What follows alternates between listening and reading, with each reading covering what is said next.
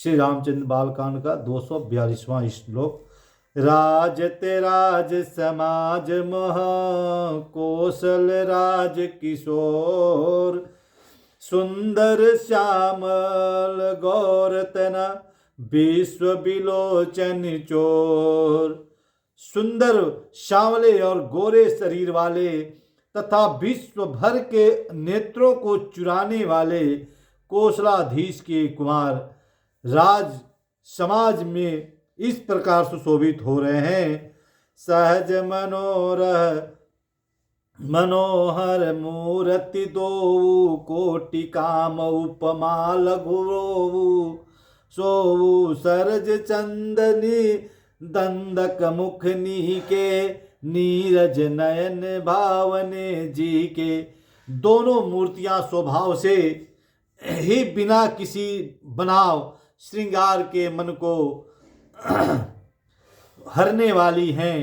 करोड़ों कामदेवों की उपमा भी उनके लिए तुच्छ है। उनके सुंदर सुख शरद पूर्णिमा की चंद्रमा की भी निंदा करने वाले उसे नीचा दिखाने वाले हैं, और कमल के समान नेत्र मन को बहुत ही भाते हैं।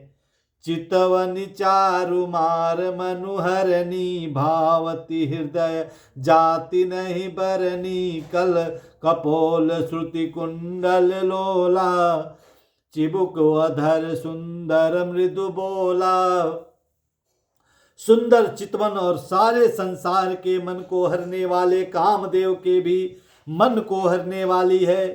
वह हृदय को बहुत ही प्यारी लगती है, पर उसका वर्णन नहीं किया जा सकता। सुंदर गाल, कानों में चंचल झूमते हुए कुंडल हैं, ढोड़ी और अधर ओठ सुंदर है, कोमल वाणी है। कुटुंब बंधु कर निंदक हासा, भ्रिकुटि विकट मनोहर नासा, भाल विशाल तिलक झलकाही, कच बिलो की अली अबली लजाई। हंसी चंद्रमा की किरणों का तिरस्कार करने वाली है, भौवें टेढ़ी और नासिका मनोहर है। ऊंचे चौड़े ललाट पर तिलक झलक रहे हैं, दीप्तिमान हो रहे हैं। काले घुघराले बालों को देखकर भौरों की पक्तियां भी लजा रही जाती हैं। पीत चौतनी सिरहि सुहाई, कुसुम काली बीच बीच बनाई, रेखे रेखे रुचिर कंबु कलन ग्रीवा, जनु त्रिभुवन सुषमा की सीवा। पीली चौकोनी टोपियां सिरों पर सुशोभित हैं, जिनके बीच बीच में फूलों की कलियां बनाई कढ़ी हुई हैं। शंख के समान सुंदर गोल गले में मनोहर 3 रेखाएं हैं, जो मानो तीनों लोकों के सुंदरता सीमा है को बता रही हैं। कुंजर मणिकंठा कलिता, उरही तुलसी का माल, वृषभ कंध के हरिठवनी, बल निधि बाहो विशाल। हृदयों पर भक्त मुक्तों के सुंदर कंठे और तुलसी की मालाएं सुशोभित हैं। उनके कंधे बैलों के कंधे की तरह ऊंचे तथा पुष्ट हैं। ऐसे खड़े होने की शान सिंह सी है, और भुजाएं विशाल एक बल की भंडार है। कटी तुनीर पीठ पद बाधे, कर सर धनुष बाम कर बर कांधे, पीठ जग न उपबीत सुहाए, नख सिख मंजुष महाछ विभाए। कमर में तरकस और पीताम्बर बांधे हैं, दाहिने हाथों में बाण और बाएं सुंदर कंधों पे धनुष तथा पीले यज्ञोपवित्र जनेऊ सुशोभित हो रहे हैं। नख से लेकर शिखा तक सब अंग सुंदर हैं, उन पर महान शोभा छाई है। देख देखी लोग सब भय सुखारे, एकटक लोचन चलत न तारे।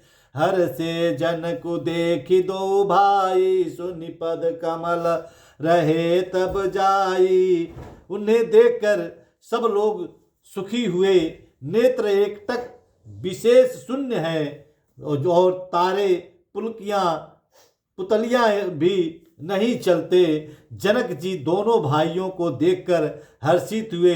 तब उन्होंने जाकर मुनि के चरणों में चरण कमल पकड़ लिए। करी बिनती निज कथा सुनाई, रंग अवनि सब मुनि दिखाई। जहाँ जहाँ जाहि कुंवर बर दो, तहाँ तहाँ चकित चितवत सबको। विनती करके अपनी कथा सुनाई और मुनियों को सारी रंगभूमि यज्ञशाला दिखलाई।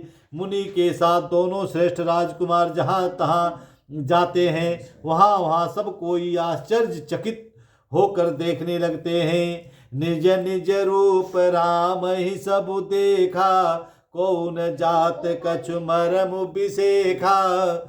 भली रचना मुनि निपसन कहू, राजा मुदित महासुमुख लहू।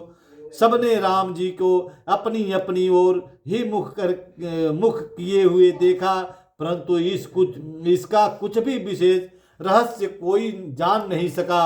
मुनि राजा ने कहा, रंगभूमि की रचना बड़ी सुंदर है। विश्वामित्र जैसे निष्प्रिय विरक्त और ज्ञानी मुनि से रचना की प्रशंसा सुनकर राजा प्रसन्न हुए और उन्हें कहा, सुख मिला, बड़ा सुख मिला।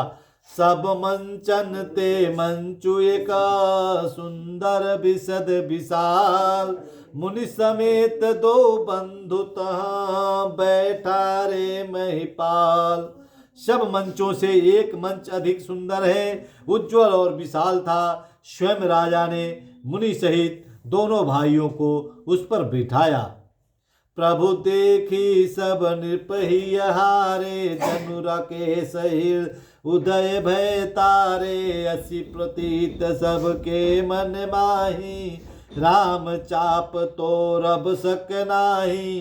प्रभु को देखकर सब राजा हृदय में ऐसे हार गए, निराश और उदासीन हो गए, जैसे पूर्ण चंद्रमा के हृदय उदय होने पर तारे प्रकाशित हो जाते हैं। उनके तेज को देखकर सबके मन में ऐसा विश्वास हो गया कि रामचंद्र जी ही धनुष तोड़ेंगे, इसमें संदेह नहीं है। बिनु बंदेह भव धनुष विशाला, मेल शीस राम उर्माला। अस विचार गौन घर भाई, जसु प्रताप बलु तेज गवाई। इधर उनके रूप को देखकर सबके मन में एक यह निश्चय हो गया कि शिव जी विशाल धनुष को जो संभव है न उठ सके, बिना तोड़े ही सीता श्री रामचंद्र जी की गले में जयमाल डालेंगी, अर्थात दोनों तरह से ही हमारी हार होगी। यह विजय रामचंद्र जी के हाथ में रहेगी। मैं यूँ सोचकर वे कहने लगे, हे भाई, ऐसा विचार कर यज्ञ प्रताप बल तथा तेज गंवाकर अपने अपने घर चलो। बिहसे अपर भूप सुनिबानी, जे अविवेक कंद अभिमानी। तोरे धनुष ब्याहु आगा, बिन तोरे को कुंवर बिया। दूसरे राजा अविवेक अंधे हो रहे थे और अभिमानी थे।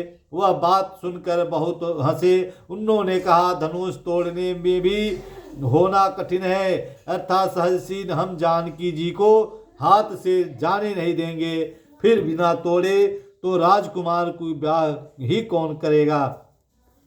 एक बार कालन किन दो, सिय राहित समर मिलब हम सो। यह जनि अबर महीप मुस्काने, धर्मशील हरि भगत वसाने। काल ही क्यों न हो, एक बार तो सीता जी के लिए उसे भी हम युद्ध जीत लेंगे। यह घमंड की बात सुनकर दूसरे राजा धर्मात्मा भक्ति और सज्ञा थे, मुस्कुराए। सिय बियावहि राम गर्भ दूरी करीब निपके जीति कुशक संग्राम दशरथ जन दशरथ के रन बाकुरे। उन्होंने कहा राजा के गर्भ दूर करके जो धनुष किसी को से वो नहीं टूट सकेगा उसे तोड़कर श्री रामचंद्र जी को ब्याहेंगे। रही युद्ध की बात तो महाराज दशरथ के रण में बाकी पुत्रों की युद्ध में तो जीत ही कौन सकता है।